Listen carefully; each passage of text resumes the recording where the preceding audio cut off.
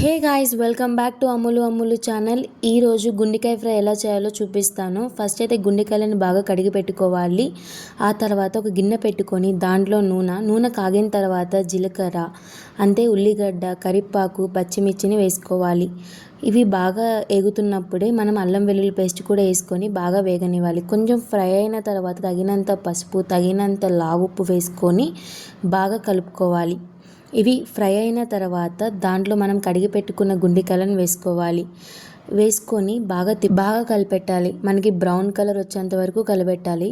చూసారు కదా, ఇలా బ్రౌన్ కలర్ అనేది రావాలి. ఇలా వచ్చిన తర్వాత తగినంత కారం వేసుకొని బాగా కలుపుకుంటూ మళ్ళీ సరిపడా నీళ్లు పోసుకోవాలి. ఇలా సరిపడా నీళ్లు పోసుకుంటూ కలుపుతూ ఉండాలి. ఆ తర్వాత మూత పెట్టి కాసేపు దాన్ని ఉడకనివ్వాలి.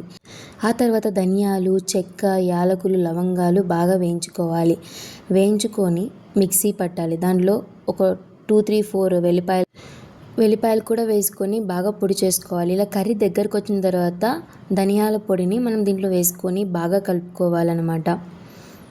చూసారు కదా, ఇలా బాగా కలుపుకొని కాసేపు మూత పెట్టి ఇలా దగ్గరకు వచ్చేంతవరకు ఉడికించిన తర్వాత కొత్తిమీర, పుదీనా వేసుకొని గార్నిష్ చేసుకొని కాసేపు అలా పొయ్యి మీద ఉంచి బాగా కలుపుకోవాలి.